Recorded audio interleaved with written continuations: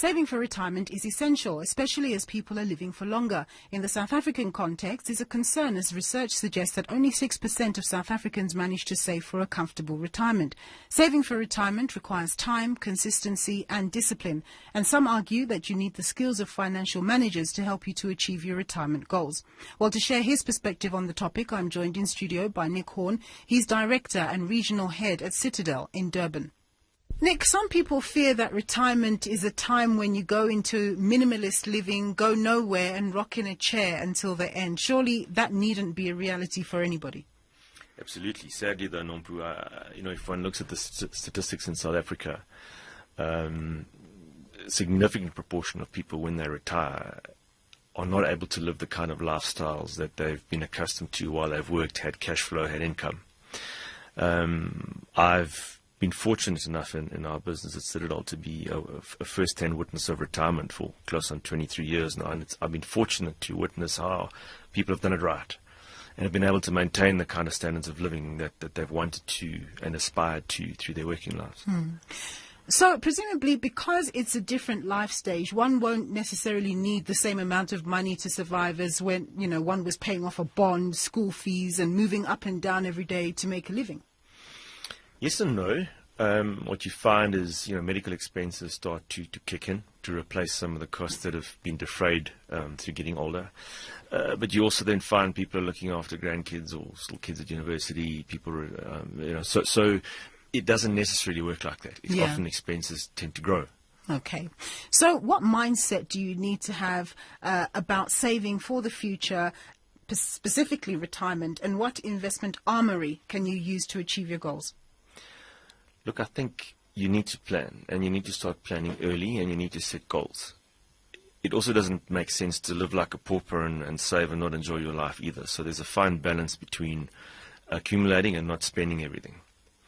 I think also the kind of investment approach that you need to adopt is when you're young, you do find that people, when they invest their money, take far too little risk, embrace far too little potential volatility.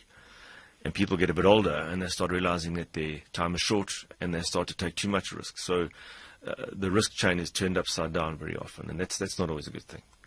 How important is time in terms of saving for retirement? We always hear the earlier that you save, the better it is. Well, there's an old actuarial joke that says compound interest is the eighth wonder of the world. I'll agree with that. So the earlier the better. The earlier the better. What are the key pieces of advice that you would give to someone who's aiming to retire comfortably, what they need to do in terms of time, in terms of the percentage of their income that they should be saving, etc., etc.? I'd started from the other side, and the way we do it is we start working on a roadmap, a lifestyle plan. And, the most common question I get if somebody comes to see me is look, I'm retiring, I've got X, is it enough? And I answer that with another question, what is your lifestyle? How do you want to live?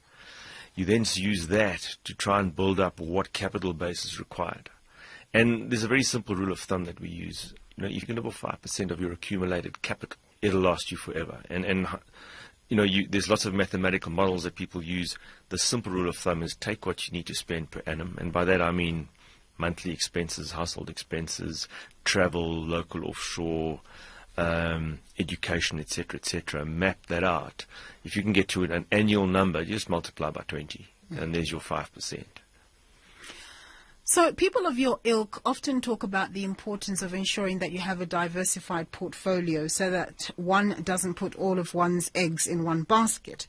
So presumably the best way to do that is to get the services of a fund manager, or can shoving all your funds in an index tracker type of fund be just as effective? And of course, in that way, you're going to be paying less in management fees.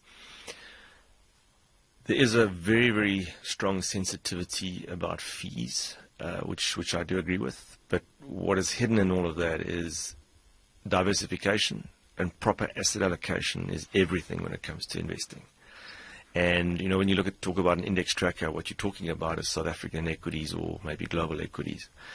In a properly diversified portfolio, when it comes to managing retirement money, we probably use 10, 11 asset classes. South African equities is 1, maybe global equities is 2. What about the other 8? So we can be obsessed with fees, but we need to be very, very clear that the guidance we're getting in terms of how we allocate our assets to create a robust, diversified portfolio is there. And one of the points I made in a particular article I wrote was, DIYing is a very, very dangerous thing to do when it comes to managing retirement money. And the most important rationale for that comment is you cannot be objective about your own stuff, be it your money, be it your kids, be it anything else. You have to separate yourself from your assets. And when people ask me what I do, I say my role is to stand between my clients and their money. All right, that was Nick Horn. He's Director and Regional Head at Citadel.